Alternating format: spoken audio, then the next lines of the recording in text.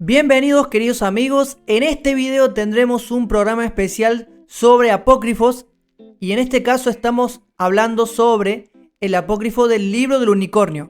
Y como siempre traje a una persona que tiene experiencia en ello y es mi amigo Salim Hasir del canal Flecha Antigua. ¿Cómo estás, Salim? ¿Qué cuentas? Hola Pablo, un gusto estar nuevamente contigo y con tus seguidores aquí en el canal para tocar un tema muy interesante de un libro no tan conocido. El libro se llama exactamente Historia y Verdad del Unicornio. Ahorita pues voy a entrar en más detalles, quién lo escribió, en qué época y todo esto.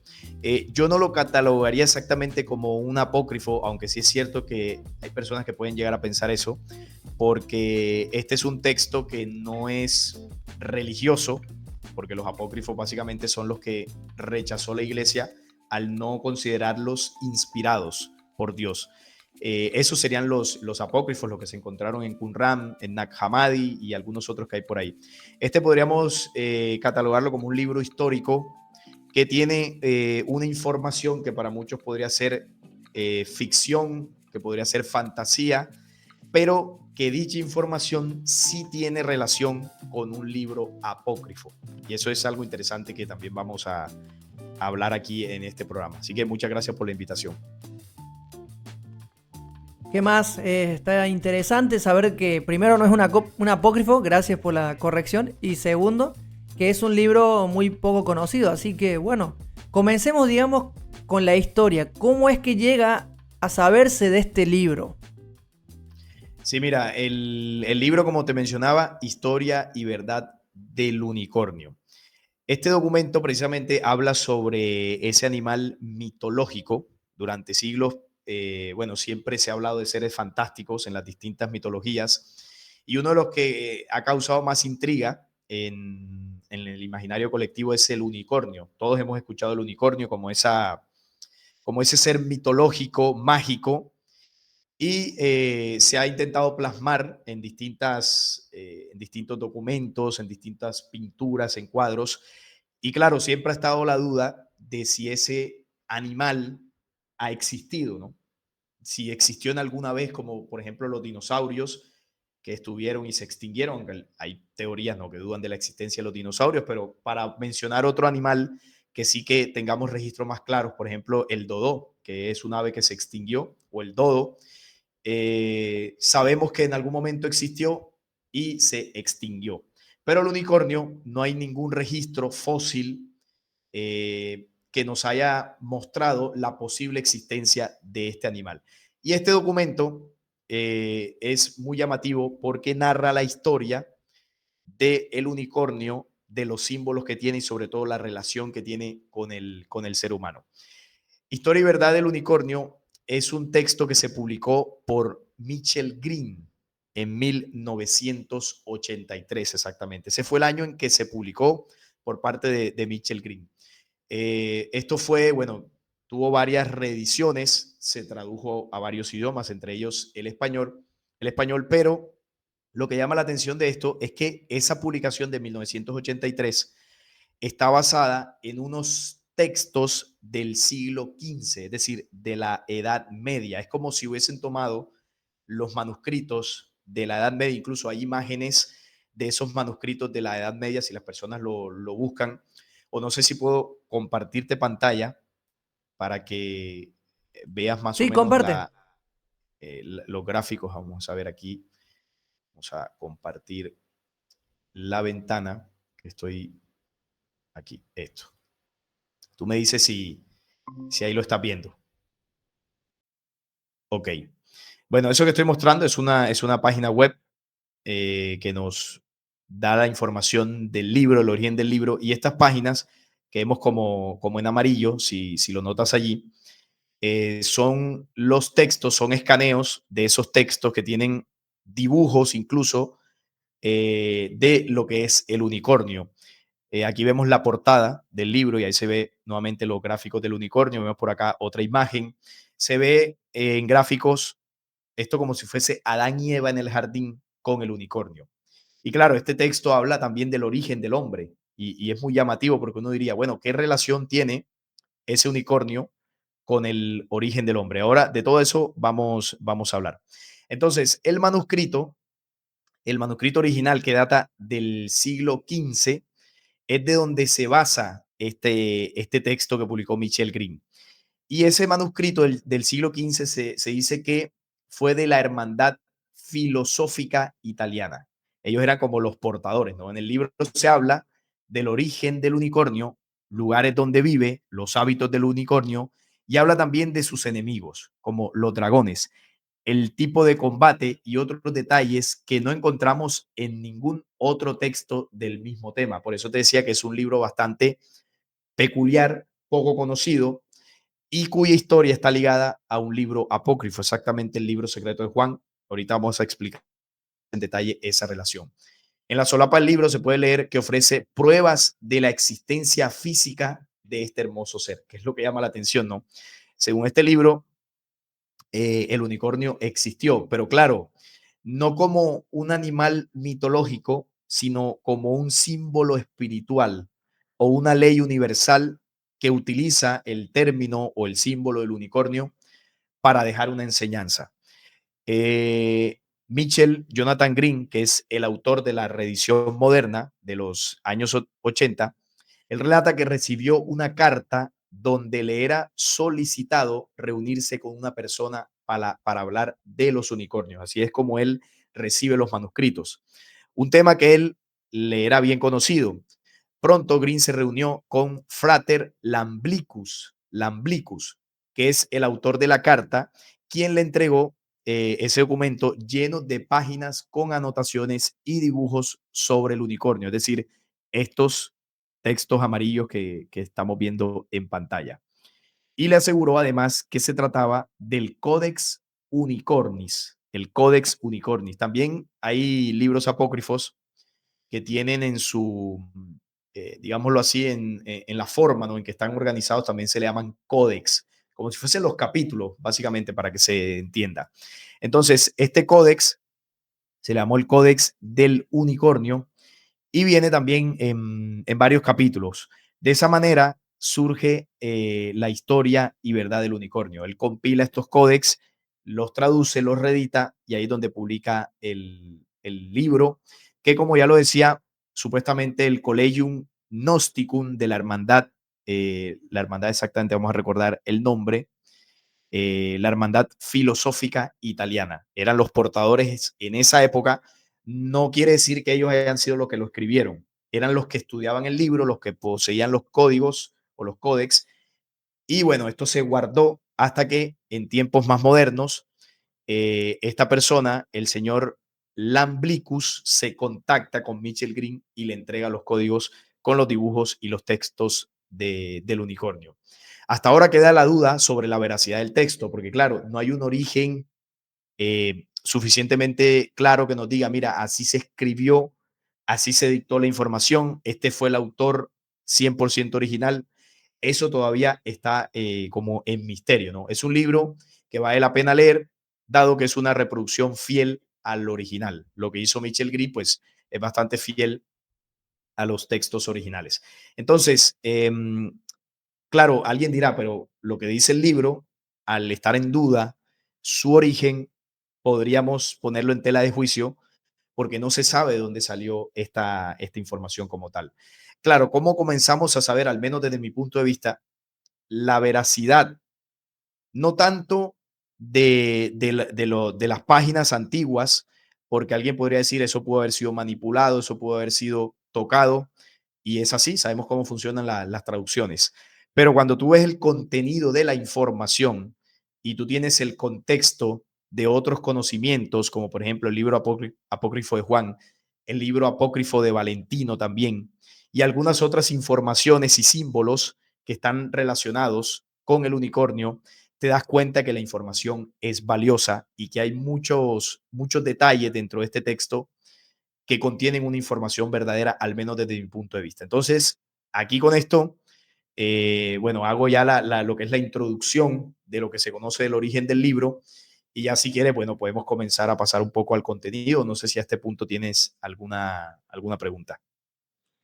¿Qué relación tendrá este libro con algún contacto, ya sea extraterrestre o de carácter tanto negativo o positivo.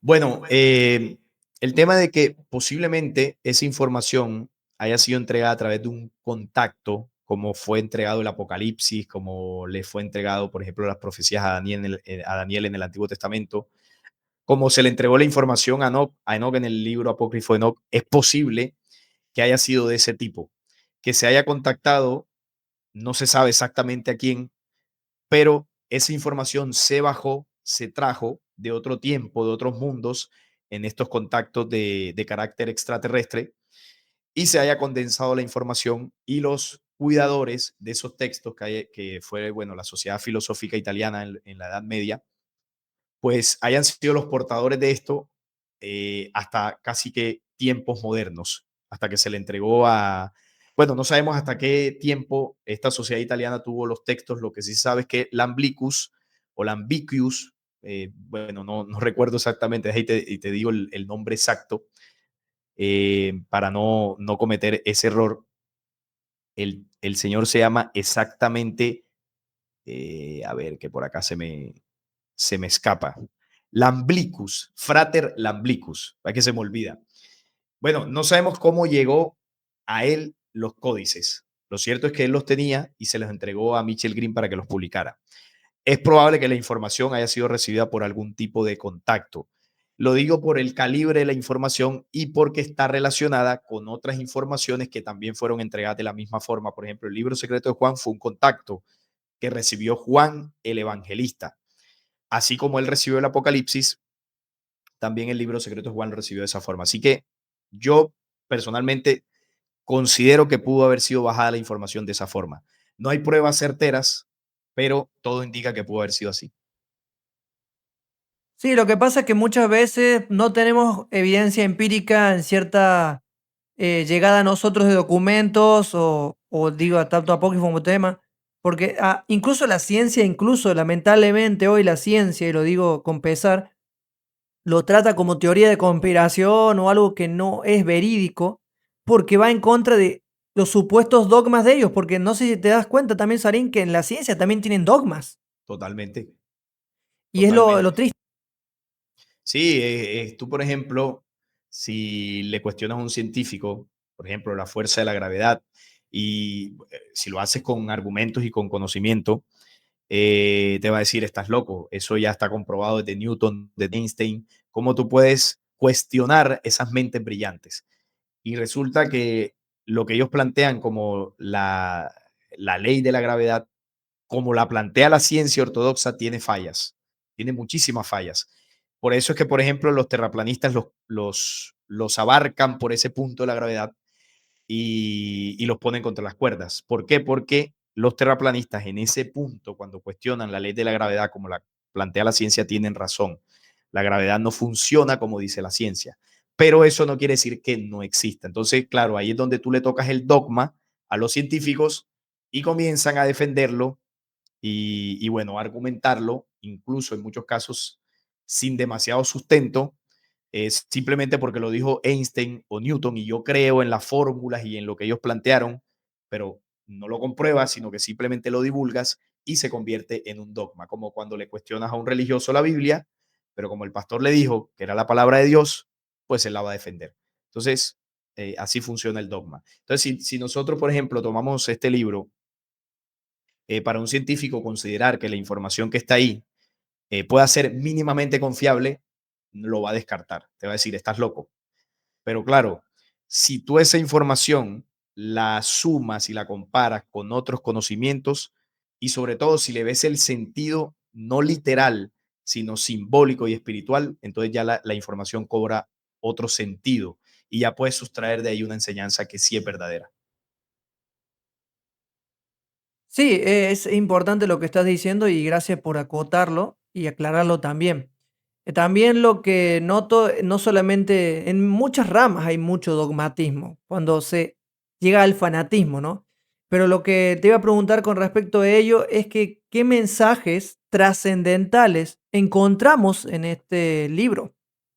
Sí, mira, vamos a comenzar con un punto importante que este documento habla, habla de las eras del hombre. ¿Y qué pasa? Que cuando nosotros comparamos lo que dice este texto con lo que dice el libro secreto de Juan, el libro secreto de Juan te habla de cuatro estrellas o cuatro humanidades, básicamente. Esas humanidades que plantea el libro secreto de Juan te comienza a describir cómo comienza una humanidad perfecta, luego que la llama Adán, luego te habla de una segunda humanidad que ya no es de oro, sino de plata, es decir, hay un descenso. Bueno, el libro secreto de Juan realmente no utiliza ese término, no les coloca metales, pero sí te muestra que hay un descenso hasta llegar a una cuarta humanidad llamada Sofía, y ahí ocurre una desviación, porque te dice que de esa desviación se produce un engendro llamado Yaldabaoth, que sería como el primer arconte o el padre de esa rebelión. Te voy a compartir pantalla nuevamente para que veamos, eh, a ver, este es, para que tú veas las cuatro edades que son las mismas cuatro estrellas del libro secreto de Juan. Y luego vas a ver cómo este texto le llama con el mismo nombre a ese primer dragón o a ese primer arconte, el mismo nombre que utiliza el libro secreto de Juan. Entonces aquí hay un diálogo del protagonista que relata la historia del libro con el maestro. El maestro es el que le enseña los misterios del unicornio y los símbolos del unicornio. Entonces dice por acá, el maestro se reunió conmigo junto a las ruinas de la fuente y me pidió que hablara. ¿Qué es el unicornio? Pregunté. ¿Por qué desaparece? La bestia no puede desaparecer, respondió Aunoxtos, que es el maestro, pero abandona nuestro nivel de realidad y se marcha a otro. Está hablando de la relación del hombre con el unicornio. Entonces, aquí el unicornio en este libro, aunque mucha gente piense que se está hablando del animal mitológico, literalmente, el libro no se refiere al unicornio en esos términos. El libro utiliza el unicornio como un símbolo para referirse a una esencia espiritual o a una ley universal que está conectada al hombre cuando el hombre está conectado al universo. Cuando el hombre se desconecta del universo y de las leyes originales, ese símbolo del unicornio se aleja, como si nos separáramos de la creación. Entonces dice acá, abandona nuestro nivel de realidad y se marcha a otro. Y dice, ¿y cuál es ese otro nivel? Y el maestro le dice, ¿no has oído hablar de las cuatro edades, que son las mismas cuatro estrellas que plantea el libro secreto de Juan? Me preguntó, ¿conocía algo en efecto por los diálogos de Platón? La primera había sido la fabulosa edad de oro y después venían las edades de plata y de bronce. Ahora estábamos en la última, en la edad de hierro. Eso lo plantea también la filosofía griega. Pero se cree solamente que esas cuatro edades estarían dentro de lo que es el tiempo del humano en este planeta Tierra. Es decir, que la edad de oro, por ejemplo, fue el tiempo el tiempo de lo que el Génesis dice, el tiempo de Adán, ¿no? Cuando estaba el hombre perfecto y todo esto. Luego vino la edad de plata, una edad menos brillante, la edad de bronce y la edad de hierro, que es la edad actual, que es una humanidad degradada. Esto también lo plantea la filosofía hindú cuando te habla de los yugas, los cuatro yugas, que son las cuatro edades también, y que estaríamos en el último yuga, que es el Kali Yuga. El Kali Yuga es la edad de hierro, que es el tiempo de la humanidad degradada. Entonces, lo que te decía ahorita, ¿cómo tú comienzas a comprobar que una información que te está dando un libro puede ser real? Cuando tú comparas la información con otras culturas, con otros conocimientos y te encaja. Entonces aquí te mencioné ya la filosofía griega, la filosofía hindú con los yugas, el libro secreto de Juan y el libro del unicornio. Y hay más, pero estos son los más conocidos. Entonces sigue diciendo el texto. ¿Y acaso esas cuatro edades no son semejantes a las cuatro grandes dinastías que enmarcan la decadente historia de la humanidad? Así es, respondí. Y no obstante, no es así. ¿Qué quiere decir? El alumno le está diciendo, esas cuatro edades que tú dices no son las mismas cuatro edades del hombre de la Tierra, es decir, el tiempo que hemos pasado sobre este planeta. Y él le dice, sí tiene que ver, pero no es así. ¿Y por qué le dice que no es así? Porque la historia de las cuatro edades no está hablando solamente del hombre de la Tierra, sino del hombre universal. Entonces ya lo lleva más allá y le dice, o por lo menos es más que eso. Me guió entonces por el jardín y me hizo sentar en el banco del aprendizaje. Me cubrió con su propia túnica y me enseñó. Estoy desencantado, su enseñanza fue enorme. Empecé a ver todo a una nueva luz. Escucha con atención, me dijo. Cada una de esas edades aún continúa, porque en la interpretación que se tiene de las edades de la filosofía griega se cree que ya las edades pasaron. O sea, ya pasó la de oro, ahora mismo estamos en la de hierro y ya está. Pero le dice, no, esas edades aún continúan, es decir, la humanidad de oro existe, la humanidad de bronce existe, de plata y la de hierro, que somos nosotros. Pero no miden los años, pero no miden los años cambiantes del mundo que conocemos, sino otras dimensiones o niveles en las cuales el hombre ha vivido antes de llegar aquí. Entonces te está diciendo que antes del hombre de la tierra ya existían las humanidades, que es lo mismo que plantea el libro secreto de Juan.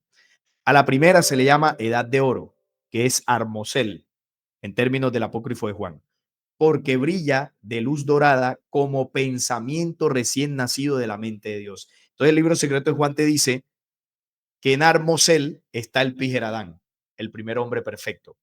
Y la mente del Pijeradán tiene un poder inconquistable y es la humanidad perfecta, la humanidad de oro, porque es la primera que surgió de las tres primeras leyes, el Padre, Bárbelo y el Cristo. Entonces, aquí dice que esa primera humanidad o ese primer tiempo de oro tenía una condición y es que era dorada, su pensamiento recién nacido en la mente de Dios. Cada edad siguiente es una elaboración de este tema. Hay tres pasos más por los cuales el pensamiento divino ha llegado finalmente a congelarse en la materia inerte y densa de nuestra edad. Es decir, esa ley luz se condensó, fue descendiendo hasta el tiempo de la humanidad de hierro. Entonces nosotros somos luz también, pero una luz más condensada, más inerte, más densa en la materia. Las dimensiones son las cuatro notas de una cuerda poderosa que expande y abarca cuanto fue, es o puede ser. El hombre ha ocupado cada una de ellas, o sea, cada una de las edades, y cada vez ha fallado quebrando su juramento y su promesa. Se lo envió entonces a una dimensión más baja, menos refinada. Las anteriores no son invisibles, pero perduran entretejidas como una urdimbre inextricable. Entonces, ¿qué está diciendo aquí? Cuando este documento plantea las cuatro edades, empezando desde la de oro, dice, el hombre ha habitado las cuatro edades, que es lo mismo que dice el apócrifo de Juan. Han habido humanidades en todos esos cuatro reinos o cuatro estrellas. Y este documento revela algo que, por ejemplo, el libro secreto de Juan no dice. Este dice que el hombre que ha habitado en las cuatro edades, en las cuatro ha fallado. Porque uno cuando lee el libro secreto de Juan cree que ese alejamiento del pensamiento original solo ocurrió en Sofía, y este te dice que no. Te dice que incluso desde el tiempo de oro comenzó a ocurrir un alejamiento. Y esto que dice ese texto, este texto, es lo que a mí personalmente me llevó a entender por qué hay un descenso en la luz. Porque uno diría, bueno, pero, perdón, estoy saliendo de una gripa. Uno diría, si la creación es perfecta, desde el origen, luz, puro, porque hay una degradación o una condensación de la luz. ¿Por qué los metales se degradan del oro al hierro? No tiene sentido. ¿Por qué no todo es oro y perfecto y ya?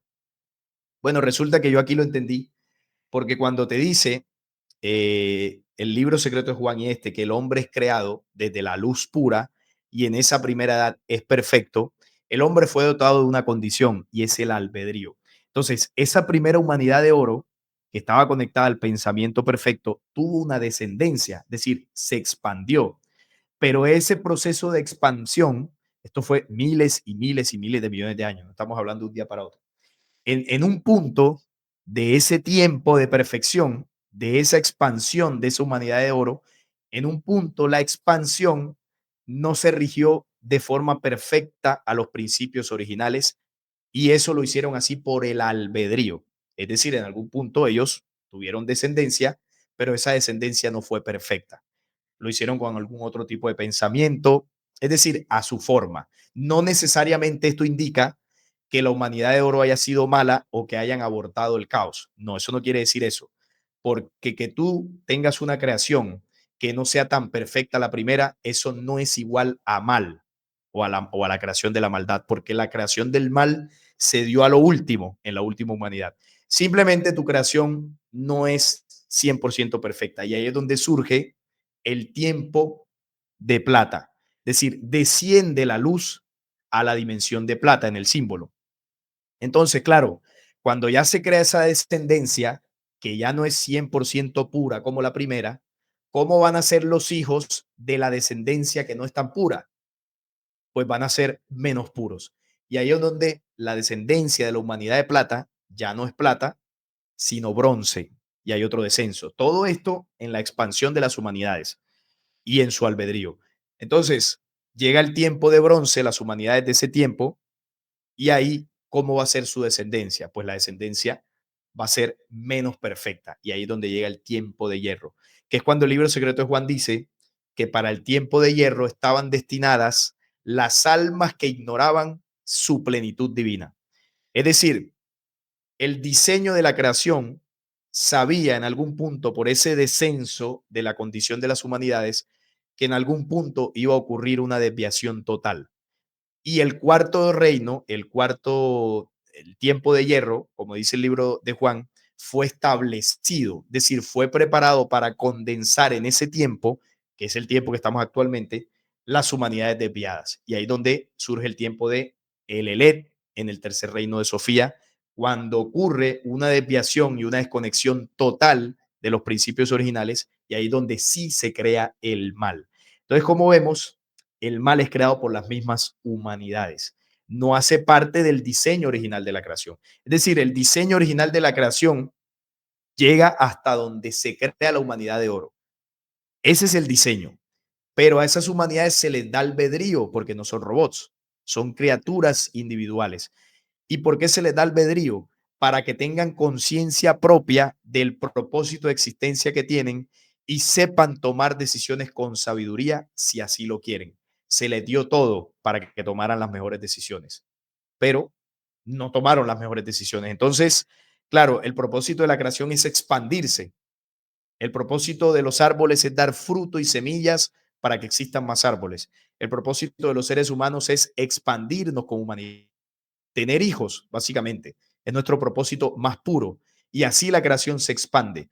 Pero si tú en la decisión de expandirte no lo haces de forma adecuada, las futuras generaciones van a ser más imperfectas. Y así es como la luz descendió. Entonces, ahí comienza el caos en la creación y por eso el documento dice, el hombre ha fallado en todas. Y en esta parte dice, en la última parte que estaba tocando por acá, eh, dice acá, el hombre cada vez ha fallado, quebrantó su juramento o su promesa. ¿Cuál es el juramento o promesa en el símbolo? Expandir la creación con el pensamiento original que contiene las leyes verdaderas para crear. ¿Y cuál es el pensamiento original? Es lo que este libro llama el unicornio. ¿Y qué es el unicornio? En el símbolo, te voy a compartir pantalla otra vez. Espera un momento, aquí. Ahí estás viendo el documento. Espérame un segundo, aquí. Ahí está el unicornio. Entonces, ¿el unicornio qué significa? El unicornio es un pensamiento espiralado. El uni es de único, por eso es un solo cuerno. El único cuerno, unicornio, es el único pensamiento perfecto. Entonces, el unicornio, que es en forma de espiral, la espiral tiene una condición que es ascendente. El unicornio apunta, el cuerno del unicornio apunta hacia arriba, hacia el universo, hacia lo eterno.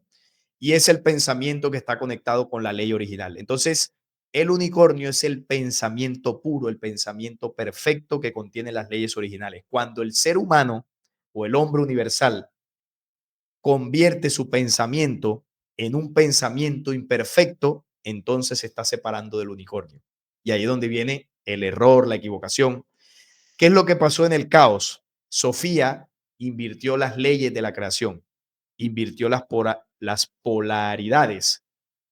Es decir, tomó el cuerno del unicornio y lo retorció y ya se convirtió en un cuerno negro. El unicornio, bueno, no. No sé si tú has visto el shofar que utilizan los Sí, el hebreos cuerno que cuando... usan para llamar a la eh, guerra, supuestamente. sí, ese es uno de las formas como lo utilizaban. ¿Tú recuerdas cómo es el shofar? ¿Recuerdas la forma que tiene? Sí, Es como retorcido, o sea, es un cuerno que va siendo como una forma retorcida. Bueno, el shofar es la antítesis del unicornio. El shofar representa el pensamiento oscuro, el pensamiento imperfecto que los Elohim, cuando invaden el planeta Tierra, le trasladan a los seres humanos. Los Elohim fueron humanidades, las razas estas que invadieron aquí, reptilianos, insectoides, todo esto, con esos cuerpos degenerados, en el pasado eran humanidades. ¿De dónde provienen esas humanidades? Del tiempo de Sofía, del tiempo del caos. Entonces se degeneraron tanto, distorsionaron su pensamiento, involucionaron y con ese pensamiento retorcido invadieron planetas donde habitaban humanidades en desarrollo. Entonces, el unicornio como pensamiento perfecto está desconectado de esta humanidad terrestre porque nosotros pensamos es con el cuerno retorcido que representa el shofar y el shofar es un símbolo de Yahvé. Yahvé es un Elohim, un falso Dios que se hizo pasar por el Dios verdadero. Entonces ahí se entiende la antítesis, el shofar y el unicornio. El unicornio no fue un animal que existió, literalmente hablando. El unicornio es un símbolo del pensamiento perfecto. Por eso en la historia, porque obviamente aquí no vamos a leer todo el libro, para eso lo mostré por acá y la gente lo puede conseguir en internet. En esa historia se muestra cómo el unicornio en el origen de las humanidades caminaba junto al humano, al hombre universal más bien. Y en algún punto el hombre universal se desconecta del unicornio. Ahí es donde viene el descenso de la luz. Entonces, las humanidades dejaron de crear con el pensamiento perfecto. ¿Y qué es el pensamiento perfecto? El pensamiento que contiene las leyes que son desde el principio de la creación. Lo dice el libro secreto de Juan. Cuando surge el Cristo pide mente con la cual trabajar. ¿Y qué hay en la mente del Cristo? El Cristo es la condensación de las leyes con las cuales se creó todo lo que existe. ¿Qué es lo que hay en la mente del Cristo? Están las leyes del universo. Por ponerte un ejemplo, para que esto no suene así como tan elevado. ¿Cuál es, cuál es la tranquila. ley que asegura la expansión y la reproducción de las humanidades? Eso tiene una ley, es decir, una forma en que debe darse para que sea perfecto. La fuerza él y ella, ni siquiera estoy hablando de hombre y mujer. Se necesita una fuerza él y una fuerza ella. Y esto que estoy diciendo es un principio que se gestó desde el mismo origen de la creación. El libro secreto de Juan lo dice, el Padre, la fuerza él, penetra a Bárbelo, a ella. Y cuando se unen estas dos fuerzas, surge el vástago, es decir, la tercera ley. Y a través del vástago surge la creación, es decir, a través del Hijo. Entonces, esto sucede en toda dimensión. Si nosotros vemos en el sistema solar, ¿cuál es el astro que maneja la fuerza él? El Sol. ¿Y cuál es el astro que maneja la fuerza ella? Los planetas, o en nuestro caso, la Tierra, la Pachamama. El Sol penetra con sus rayos la Tierra y produce los vástagos, que es el fruto o la vida en este planeta. Ese es un principio universal. Eso no tiene debate ni discusión. Es decir, así se gesta la existencia. Bueno, el pensamiento del unicornio tiene claro eso. Entonces, ¿cómo se demuestra que en esta humanidad vivimos con el pensamiento retorcido del cuerno? Veamos lo que pasa, ¿no? ¿Qué es lo que aquí se dice? No, que si yo quiero unir él y él o ella y ella, no pasa nada, eso lo podemos hacer porque eso está bien. Eso es el verdadero amor. El amor se expresa en la multiforma y en la diversidad. Ese es el cuerno retorcido. porque eso no obedece al principio original. Y aquí no estamos hablando de religión o de que Dios te castiga, no, simplemente que esta humanidad está rechazando la ley original para reemplazarla por una ley distorsionada. Estoy poniendo simplemente este ejemplo para que se entienda. Entonces, el unicornio es pensar como el hombre perfecto. La forma para expandir la creación aquí es así y más nada, sin Kama Sutra, sin nada de este cuento. Pero el pensamiento retorcido, lamentablemente, es lo que gobierna esta humanidad. No sé si tienes alguna pregunta o algo hasta este Claro, punto. con respecto a eso, bueno, no tiene que ver mucho el tema, pero se me surge la pregunta, ¿y qué hay de eso, de esa explicación que se dice que por alguna reencarnación, alguna persona encarna en un cuerpo equivocado? O sea, que en realidad su espíritu es un femenino y que encarna en un hombre o algo así. ¿Qué hay de esa explicación? No Bueno, se sabe de eso. sí, sí, eso es el efecto precisamente lo que vengo comentando. Cuando una humanidad vive desconectada del pensamiento perfecto y vivimos dentro del cuerno retorcido, eso es lo que pasa. En reencarnaciones, cuando tú violentas la ley permanentemente, en el caso sexual que estamos hablando, cuando tú en reencarnaciones violentas tu primer chakra a nivel sexual, eso tiene una consecuencia. ¿Y cuál es la consecuencia? Que en futura reencarnación tú vas a nacer sin identidad sexual. Entonces, la identidad sí, la identidad de la fuerza te la da el espíritu. Cuando yo me refiero a fuerza, la fuerza es él y ella, son las dos fuerzas originarias. Y la identidad de género te la da el cuerpo físico. La fuerza te la da el espíritu y la identidad te la da el cuerpo físico. Entonces, en condición natural, si tú en tu espíritu, en esa reencarnación, vas a tender a una fuerza él, tu cuerpo debe estar equiparado biológicamente a ser un cuerpo masculino en condición original. Y al contrario también, si la fuerza que vas a manejar es fuerza ella, tu cuerpo biológicamente debe ser femenino. Entonces, cuando ocurre la distorsión de la que tú hablabas por violentar esa ley en reencarnaciones, tu espíritu pierde en el primer logosol, por causa y efecto, la identidad de la fuerza. Entonces, no vas a tener esa identidad de él o ella. Vas a nacer, por así decirlo, sin el primer chakra, por ponerte un ejemplo. Y tú vas a nacer en un cuerpo de hombre, pero sin la identidad de la fuerza que te da el espíritu. Entonces no vas a saber si eres hombre o mujer. Como dice Hermes en sus textos, naces en un cuerpo extraño donde no sabes si eres varón o eres hembra. Eso lo plantea Hermes Trimegisto, así le llama en uno de sus diálogos. Entonces, sucede por eso, básicamente, por una violación o sí, por violentar las leyes del primer logosol durante las reencarnaciones. Claro, acá entre lo que es la homosexualidad, ¿no? Exactamente. La Y homosexualidad la homosexualidad es el producto de la tergiversación o el mal uso de las leyes del primer chakra. Es eso, básicamente. Se nace eso así. según tu opinión, digamos, eso tiene que ver con la desviación de Sofía. Allá se originó. En Sofía se originó todo ese desorden. Claro, alguien podría pensar, bueno, pero esa podría ser tu opinión, pero ¿quién te dice que eso es así? Bueno, la ciencia no ha podido demostrar por qué se produce, por qué se origina esa condición. Por la genética no es.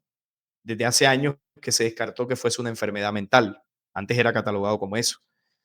Por el entorno, que lo que se llama la epigenética, tampoco es. Hay estudios y todo eso, pero no hay una respuesta. Y la única respuesta es el espíritu. ¿Por qué la ciencia no da esa respuesta? Porque la ciencia no contempla el espíritu.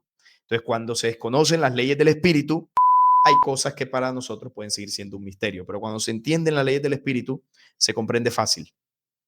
Entonces, Claro, es eso. acaba el tema ya que va relacionado con algo turbio, ¿no? Pero no turbio, sino duro. O sea, entonces, ¿qué hacemos con las personas que son discriminadas por ser así y se da lo que es la homofobia? ¿Tú qué opinas sobre la homofobia?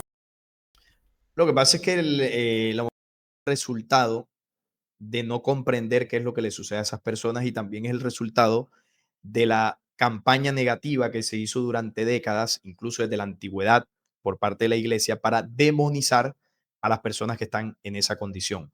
Entonces, es el mismo sistema el que ha hecho que nosotros como seres humanos rechacemos a estas personas con esta condición. Ahora llegan los tiempos modernos y ahora pasa lo contrario. Ahora el mismo sistema es el que los defiende y promueve leyes para que ellos se sientan en las mismas condiciones. Pero ¿qué pasa? Que quieren meter eso a la fuerza. Y claro, nosotros si bien no Eso está deberíamos, mal. claro, porque es un choque, nosotros no deberíamos discriminar, no deberíamos rechazar porque son seres humanos. Si tú comprendes la condición que tiene esa persona, tú no tienes problema. Yo tengo conocidos que están bajo esa condición, dentro de mi familia hay personas en esa condición. Yo no tengo ningún problema en tratar ni hablar con ellos, no tengo ningún tipo de problema. Pero es cierto que el ser humano por naturaleza sabe por dentro que eso es una condición que no es natural. Es decir, nosotros naturalmente nos oponemos a que esa condición sea vista como algo normal. No nos, no nos agrada, no nos sentimos cómodos en un mundo donde eso se promocione como algo que está bien, porque no está bien, porque no es natural, porque no obedece a los principios originales de la creación. Eso hay que rechazarlo, no a las personas, a las leyes que intentan imponer esa condición como si fuese algo cotidiano, porque no lo es. A eso sí hay que oponernos, con respeto y sin hacer sentir a estas personas que son una cosa rara, ¿no? Son seres humanos que tienen una condición producto de su misma desviación. Es eso, básicamente. Por eso acá entra lo que es el tema de la inclusión, pero yo tengo amigos que tienen esta condición y me llevo bastante bien y nunca lo Claro, he discriminado ni juzgado. Por eso eso es lo malo de las religiones, que las religiones ya lo demonizan y les obligan a que se arrepientan y que vuelvan a ser hombres si son mujeres o así, en fin. Es un tema complicado y un poco tenso para YouTube también. Bueno, obviamente acá habrá censura en las palabras y sí, claro. bueno, eso No, te decía. y obligarlos a que vuelvan, no, no puedes obligar porque no, no pueden por más que quieran. Ellos podrían, digámoslo así, suavizar su tendencia, podrían evitar tener parejas del mismo género, como para encajar dentro de la sociedad, pero la condición no la pueden perder, al menos en esta vida. ¿Por qué? Porque si para llegar a esa condición tuvieron que hacerlo durante varias reencarnaciones, pues no se va a pretender que de un día para otro eso lo corrijan. No, ellos tienen que hacer un trabajo desde el momento en que entienden que esa condición no es natural, a partir de ahí tienen que comenzar a hacer un trabajo de limpieza. Y ya pues, ya se verá si en su proceso de existencia, más adelante, pues se logra corregir eso, que seguramente sí. O sea, por ejemplo, acá entra el tema de los derechos que ellos tienen. Una cosa son los derechos y otras cosas son las leyes políticas de las agendas. Los Claro, derechos sí los tienen, de que los incluyan, que los respeten y que los acepten como seres humanos, no como cosas o como cosas raras. así debería ser. Pero Y es que lamentablemente no pasa. ese fue el principio. Si tú me preguntas a mí cómo se originó el caos allá en Sofía, o como dice el texto que estamos hablando, cómo fue que el hombre abortó de sí al dragón, que ahorita voy a mencionar esa parte del libro, que es otra de las partes importantes. Las humanidades invirtieron las polaridades de la reproducción. No solamente en que los hombres se juntaron con hombres y mujeres con mujeres, sino también dentro de las mismas parejas de hombre y mujer, invirtieron las polaridades, es decir, la unión natural es falo y vagina, no debería haber más nada. Y comenzaron a hacer otras cosas. El Kama Sutra se cree que, bueno, eso se lo inventaron allá en la India y eso surgió de allá.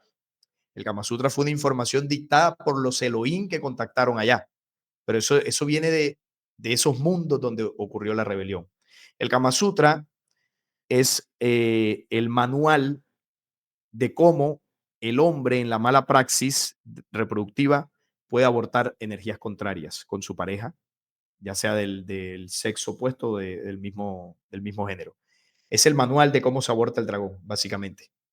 Entonces, así se originó el mal en la creación, cuando las humanidades invirtieron las polaridades. Entonces, nosotros debemos oponernos a esas prácticas distorsionadas de reproducción y también a las prácticas que impulsen esa condición de ideología de género, porque eso fue precisamente lo que creó el mal en la creación como tal. Claro, sí, bueno, no era mucho, no iba al tema, pero esto también lo habla el libro del unicornio, lo que hemos No, conversado, sí, ¿no? claro, es que sí tiene que ver. Es que mira, voy allá, te voy a compartir pantalla para que tú veas cómo el libro del unicornio lo habla en símbolos, pero cuando lo comencemos a interpretar, te darás cuenta lo explícito que es. No sé si ahí estás viendo, sí, creo que ahí estás viendo la pantalla. Déjame y lo busco acá, el punto exacto. A ver, déjame primero, busco cuando menciona a Yaldabaoth. A ver, pero un momento. Aquí está. Aquí lo que voy a comenzar aquí a estudiar contigo es cómo este libro relata el origen del mal. Ya aquí en tu canal y en mi canal también hemos analizado varias veces cómo lo menciona el libro Secreto de Juan. Pero mira cómo lo dice acá. El mismo día que el unicornio hizo surgir de la roca una fuente borboteante de vida. Todos estos son símbolos, pero ahora los vamos a interpretar. También se sembraron semillas de peligro. Mientras las aguas esparcían su humedad fertilizante, se filtraban también por fisuras tenebrosas y goteaban hasta cavernas secretas y ardientes que se entrelazaban en las raíces de los montes. Allí en esas cámaras del abismo, la carga vital de esas aguas sagradas se gastó por vez primera en criar algo viviente. Así nació entre fuegos y tinieblas el dragón. Entonces, todos estos símbolos que menciona acá este documento, a lo que está haciendo referencia es cómo se abortó el caos.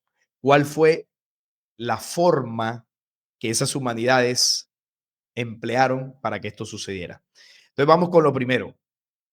Cuando aquí dice que el mismo día que el unicornio hizo surgir de la roca una fuente borboteante de vida, está hablando de que en el mismo momento o en los tiempos que las humanidades unidas al pensamiento perfecto se expandían en la creación, hizo surgir una fuente borboteante de vida, es decir, el pensamiento del unicornio unido a las humanidades, expandió la creación en el origen de una forma perfecta. Pero dice también, en ese mismo tiempo, también se sembraron semillas de peligro. ¿Qué son semillas de peligro? La semilla es algo que todavía está en una fase inicial, es decir, no ha crecido, no ha dado fruto. ¿Cuándo va a dar fruto? Hacia futuro. Entonces, ¿cuáles son las semillas de peligro en esos tiempos de la creación? Bueno, los pensamientos y las decisiones en el albedrío que comenzaron a tomar las humanidades que no estaban 100% ajustados al origen perfecto. Esas son las semillas de peligro, porque si eso da fruto más adelante, se aborta el caos. Entonces dice, mientras las aguas esparcían su humedad fertilizante, todos estos son símbolos, se filtraban también por fisuras tenebrosas y goteaban hasta cavernas secretas y ardientes que se entrelazaban en las raíces de los montes.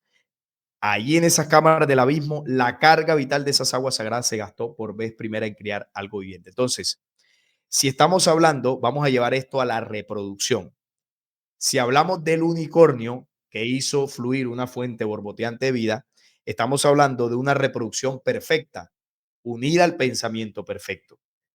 Pero vamos a suponer que tú, Pablo, con tu pareja, en algún momento comienzas a tener pensamientos un poco retorcidos sobre la reproducción y empiezan a decir, oye, ¿y qué tal si la próxima vez lo hacemos de esta forma? ¿Qué pasa si la próxima vez intentamos esto? Ahí se comienzan a crear las semillas de peligro y comienzan luego a tener prácticas distorsionadas de la reproducción. Y mientras eso sucede, las aguas se esparcen, las aguas en esa humedad fertilizante, se esparcen por otros lugares que no deberían esparcirse. Ahora, vamos a las aguas fertilizantes. ¿Qué son las aguas fertilizantes? ¿Qué interpretas tú? Llevándolo a la reproducción humana para que se entienda. ¿Tiene que ver con lo que es la lubricación o lo que tiene que ver con la fertilidad de los fluidos, digamos? Perdón que lo haga de esta manera. Sí, los fluidos, tanto los tuyos como varón, el esperma, para decirlo más directo, pero en un término que YouTube no se ofenda, y el fluido lubricante de la mujer. Esas son las aguas que se esparcen, la humedad fertilizante, porque si no hay humedad en la reproducción, no hay fertilización. Es decir, si la mujer no lubrica y si el hombre no esparce su esperma o no eyacula, no hay fertilización. Cuando se da de forma natural, eso debería suceder. ¿Qué pasa? Que en esas prácticas, esa agua fertilizante también se comenzó a filtrar por fisuras tenebrosas y goteaban hasta cavernas secretas y ardientes. ¿Qué interpretas tú de eso? Si la reproducción original es falo y vagina, pero aquí te dice que esa humedad se filtró también por otras fisuras tenebrosas y cavernas secretas y ardientes. ¿Cuáles son esas otras fisuras? ¿Qué interpretas tú de eso? Tiene que ver con lo anal. Con lo anal, básicamente. Entonces, ahí ya está la respuesta. Eso fue lo que comenzó a ocurrir. La reproducción en las humanidades se invirtió. No solamente con eso, con otras cosas. Habría que meter ahí la masturbación, habría que meter otras cosas donde la humedad se esparce por lugares que no debería esparcirse. Entonces, así fue como se originó el dragón. El dragón no es un ser mitológico, es una energía contraria. En los genitales nosotros manejamos energía. Cuando esa energía fluye de forma natural es cuando el hombre y la mujer se unen de forma correcta. Hay un fluido de la energía. Pero cuando se rompe ese circuito, la energía fluye por otros lados y la energía no se crea ni se destruye, se transforma. Entonces, esa energía que se transforma ya no se transforma en reproducción y en vida, sino que ya comienza a tener un carácter de una vibración más baja y ahí es donde, bueno, comienza el proceso de entidades. Nosotros entre pareja podemos crear entidades de la mala praxis sexual. Entonces, ahí se filtra esa humedad y sigue diciendo el documento que en esas cámaras del abismo la carga vital de esas aguas sagradas se gastó por primera vez, allá en esos tiempos, ¿no? Y el primer dragón, así se crea el dragón, dice que así nació entre fuegos el dragón. Su difícil nacimiento le dejó huellas indelebles y nunca hubo después otra criatura dotada de tal medida y tanta astucia y fuerza. El primer dragón fue Yaldabaoth. Mira que le coloca el mismo nombre que utiliza el libro secreto de Juan. Es el mismo símbolo, es la serpiente antigua, el origen del mal, el primer arconte. Entonces así nació la oscuridad, con la inversión de las polaridades reproductivas en las humanidades. Ahora, ¿qué es lo que está ocurriendo en esta humanidad? Que el tema de invertir esas polaridades se ha vuelto ley, se ha vuelto algo natural, algo normal, algo promovido, algo que casi que es casi que el que no lo haga está mal. No, si, de hecho, no sé si tú has tenido ese tipo de conversaciones con tus amigos. Nosotros somos hombres y a veces surgen esas conversaciones y hay amigos que te pueden decir, oye, tú nunca has practicado eso por detrás. Y me dice, no, o sea, a mí por lo menos, mira, ni siquiera te digo que no lo he hecho, no, por los principios de ley, no, porque yo antes no tenía ni idea de eso. Simplemente a mí me da asco. Entonces, ¿cómo voy a hacer algo que me da asco? Entonces dice, no, estás loco, ¿cómo que te da asco? Si eso... Entonces, claro, el no haberlo hecho te pone como el raro, como el que está mal no haberlo hecho. Y eso sin mencionar otro tipo de prácticas. Entonces, eres el raro, porque en esta humanidad que está sujeta al pensamiento retorcido, lo normal es hacerlo y lo anormal es tratar de hacerlo de la forma más pura. Y eso es lo que pasa en esta humanidad y eso fue lo que dio origen en los tiempos de hierro de las humanidades desviadas a ese dragón. Entonces, esta era la otra parte importante del libro que quería tocar y bueno, con esto podríamos ir ya concluyendo el tema. No sé si tienes alguna opinión o pregunta en esta parte. Bueno, en mi opinión, sí, me ha pasado que han hecho ese tipo de conversaciones y también seguramente te ha pasado a ti. Y bueno, creo que la audiencia que me escuche quizás no esté de acuerdo totalmente con todo lo que dijimos acá, lo que dijiste en realidad. Yo todavía tengo que leer el documento, pero te digo, a mí no lo digo de mala onda, ¿no? Sino que me parece que lo que hacía la religión, por lo menos en mi caso, que me incomodaba un poco, es cuando se metía, mal dicho, en tu cama. O sea, no podía hacer esto porque es pecado, todo lo demás, y todavía un poco me choca. Pero bueno, hay que también estudiar, analizarlo y bueno, y hasta que... Lo que pasa es que la diferencia ahí en lo que estás diciendo es que aquí no hay un Dios que te castiga o que te vas a ir para el infierno por hacerlo. Esa es la diferencia. Aquí es la conciencia, es decir, estos conocimientos espirituales, que este no es el único, que fueron traídos por mensajeros de humanidades luz, donde no tienen estas problemáticas. Esos mensajeros trajeron esta información para enseñarle al humano terrestre que está bajo toda esta distorsión, para enseñarnos cómo se vive dentro de la ley original. Es decir, a nosotros, ¿por qué nos choca esto? Porque a mí también. A nosotros nos choca porque nosotros estamos acostumbrados a vivir dentro de la dimensión del dragón, porque eso nos genera placer, eso nos gusta. No conocemos otra forma de vida. Entonces, si a nosotros nos dicen que eso que nos gusta tanto, que nos ha enviciado y nos produce placer, si nos dicen que esa no es la forma correcta porque nos estamos destruyendo, eso nos choca porque no queremos dejarlo, porque es la forma de vida a la que estamos acostumbrados. Pero en el momento que nosotros probemos y sepamos cómo se vive en las humanidades que están conectadas a ese pensamiento perfecto, yo te aseguro que eso podría llegar a ser más placentero, más beneficioso para nosotros que la dimensión en la que vivimos del dragón. Pero como nosotros no conocemos esa forma de vida, nosotros vamos a defender la que tenemos, porque no conocemos más. Pero si nosotros pudiéramos vivir por una semana o por un día cómo se vive en esas dimensiones, yo te aseguro que no quisiéramos retroceder a la densa dimensión en la que nos movemos. Ese es el punto. Y por eso nos incomoda, pero claro, en la religión no solamente incomoda, sino que además te quieren someter con el miedo. Aquí no hay miedo, aquí no es, bueno, si no lo haces, entonces te vas para el infierno o Dios te va a castigar. Aquí es el albedrío. Aquí es que nosotros conozcamos cómo funciona la ley y en conciencia decidamos si queremos sujetarnos a ellas.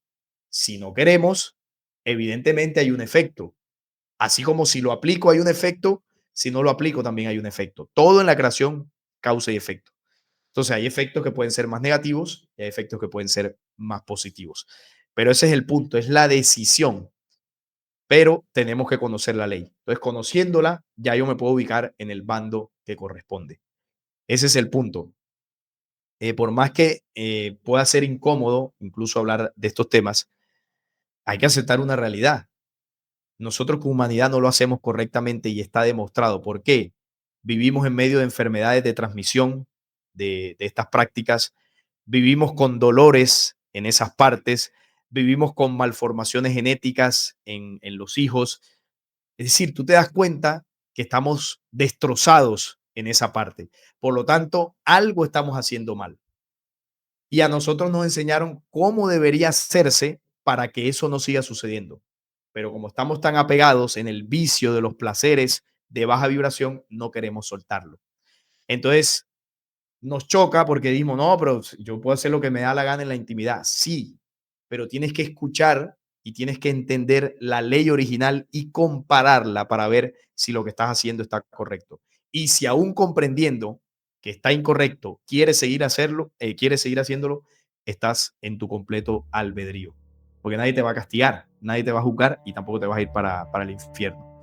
¿Tendrás consecuencias físicas, mentales y espirituales? Sí, pero es tu decisión. Es una decisión libre. Ese es el punto y bueno, y la reflexión con la que yo terminaría este tema.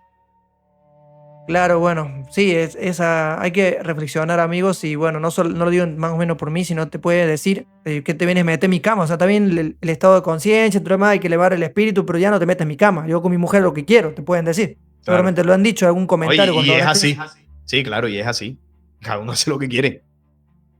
Tal cual. Pero lo que yo sí quiero cerrar, amigo, ya llevando a reflexionar, ¿qué nos deja de último para nuestras audiencias con respecto al estudio de este libro? ¿Qué recomendaciones das? Bueno, primero que se estudie, se lea más de una vez. No es un libro muy extenso, lo pueden buscar en internet. Sobre todo tener una mente muy abierta porque entenderlo de primera es complejo. Yo apenas leí unos 2 o 3 apartes, pero tiene mucha más información, tiene mucha más información. Y hay aspectos del unicornio que están relacionados con condiciones humanas.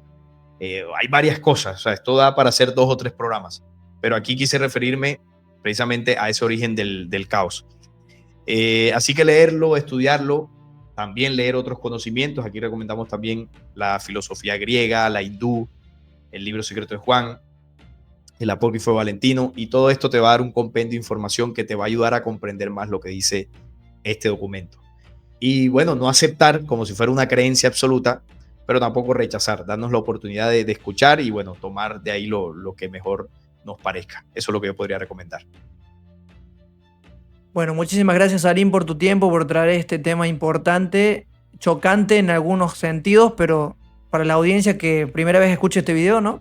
Y le invitamos a, como dijo Salim, a no rechazar, sino escuchar la información, cuestionarse, autoanalizarse y bueno, y decidir tomar una decisión, ¿no?